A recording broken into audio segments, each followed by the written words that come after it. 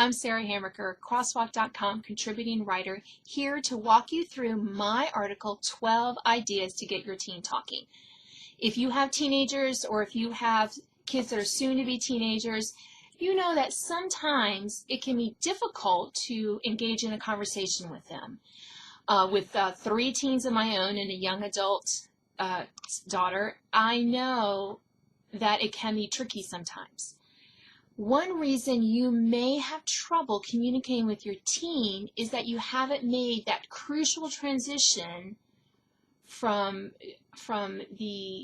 mentorship with your kid. When our kids enter their teen years, we need to start stepping back a little bit. We shouldn't be parenting our 14-year-old the same way we parent our 4th grader. We need to start giving our teens freedom to make decisions and freedom to see those decisions through, even though they might not be the ones we would make for our kids. We need to step into that role of mentor, and as we do that, we start loosening our reins on our children so that they can begin to make decisions, so that they can begin to figure out who they are and how they want to approach their life. We still have the guardrails up for them, but we give them much more freedom within that guardrails. And sometimes when we tighten the hold, sometimes our tendency can be to tighten our hold on them because we see the stakes are higher, and this can inhibit our conversation with them. So now let's get into my 12 tips on how to get your teen talking. There's no foolproof way. You may try these and these may not work, but I think that if you start going down that path to open up communication, you will see the fruit of it. The first one is simple: have patience. As with any child, our teens need space and time to process their emotions. So sometimes you may want to approach a problem with your teen, but they may not want to talk about it. So give them that space, give them that patience. Silence is golden. We all need to be comfortable with allowing silence to stretch between us.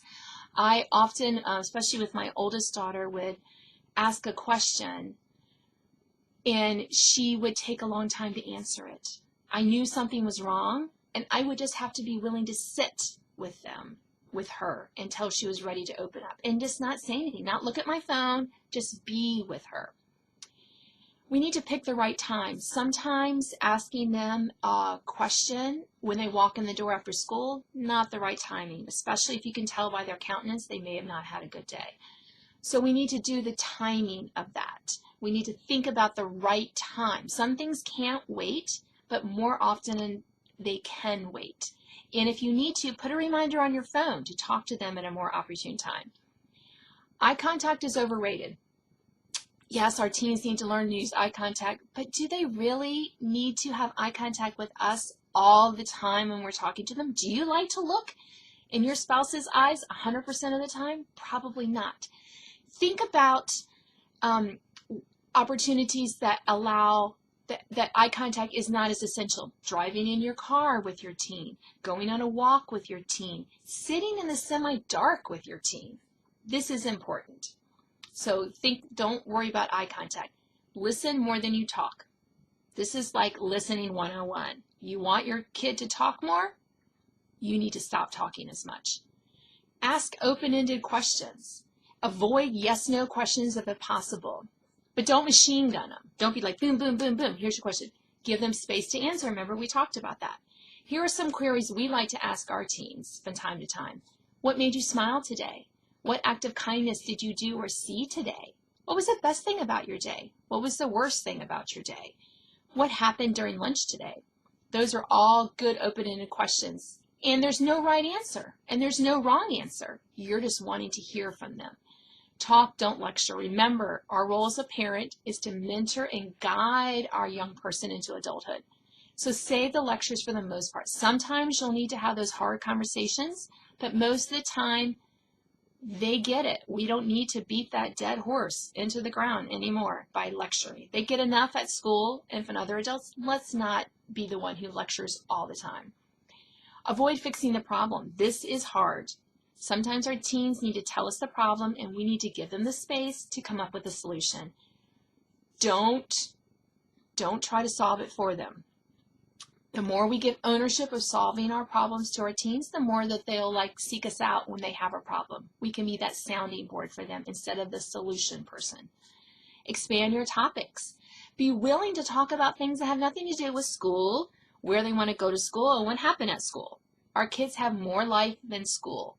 Let's make sure that we talk about those things, their hobbies, what they like to do, the jokes, the books they're reading, the movies they're seeing, what they want to eat for dinner. I mean, those are all things beyond school. And sometimes we get fixated on school and the things around their sport or whatever they're doing. Let's expand their topics. See them as separate individuals. They're not an extension of us. They're their own person. And I love this. As I told my kids in elementary school, and I continue to tell them today, I've already finished college. I've already finished elementary school, middle school, high school, college, and graduate school. So I don't need to repeat that with them. They can do that. We need to see them for who they are. Spend time with them. When my two girls were young teens, they asked me to watch a K-drama, Korean TV show with them. I immediately said yes. Of course I did. And we've watched many shows. My two teen boys and I watch the Great British Baking Show on a regular basis, and that has led to some nice discussions. And sometimes it's after the show that one of them will say, "Hey Mom, can I ask you something?" Golden.